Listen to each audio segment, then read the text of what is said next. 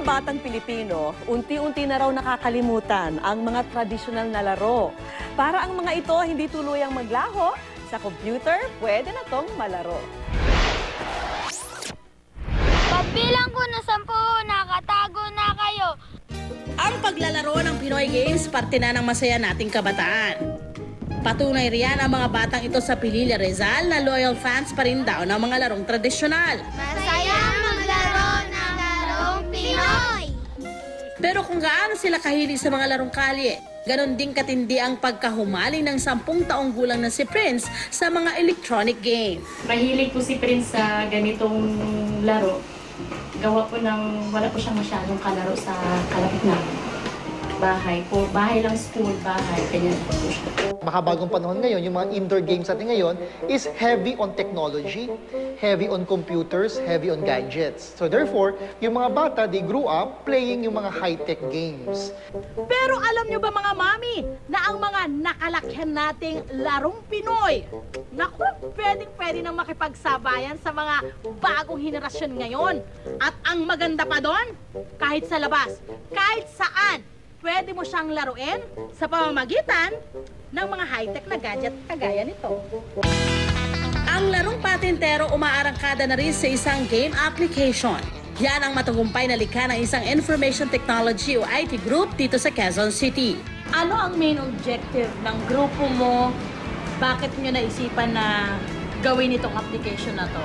Nakakalimutan natin yung mga traditional game. Sa akin, importante yon kasi lumaki ako dun sa generation na naglalaro sa kalye. Sa patinterong ito, kailangang kalabanin ng user ang kabilang grupo na kinokontrol naman ang computer. Pwedeng maging taya o tagger ang user o di kaya passer. Okay. Pasok din. Ay, mali! Oh, natan yung matanda! Wait lang. Silvenas, ha? Matututo ka ng taktika rito, ha?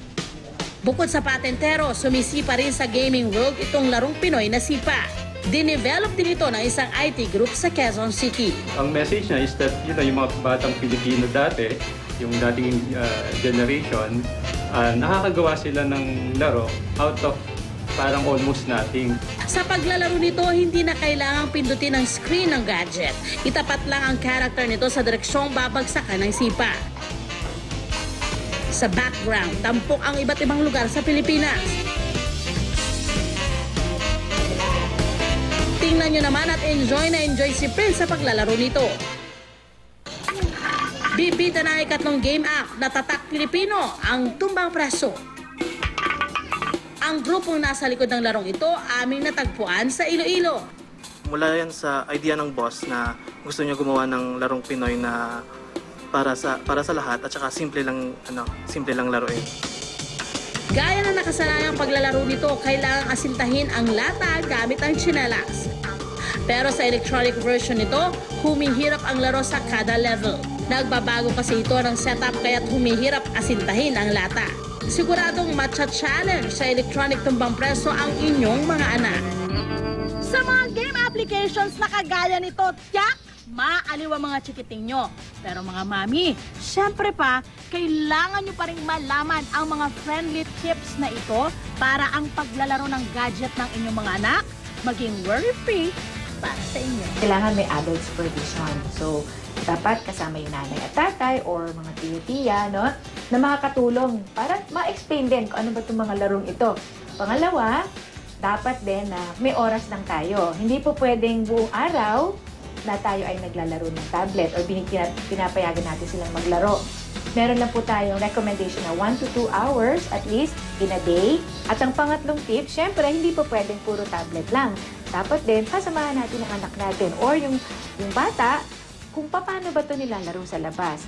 Kaya mga mami, sanay ng ating chikiting na makipaglaro sa ibang mga bata. A child must have active play. Hindi siya pwedeng nasa harapan na ng computer. Ang mga Pinoy games kasi natin builds yung tinatawag na Filipino values na pakikisama, bayanihan. And number 3, it builds a child a sense of tradition. Wow! Masaya pong maglaro ng larong Pinoy kasi po madami pong kalaro. Enjoy po. Ay sarap talagang balikan ang mga larong talagang certified tatak Pinoy. Diba nung childhood natin, I'm sure, napasaya tayo ng mga yan. Pero ngayon, sigurado ako, ang mga anak natin at mga chikiting, mahuhook din.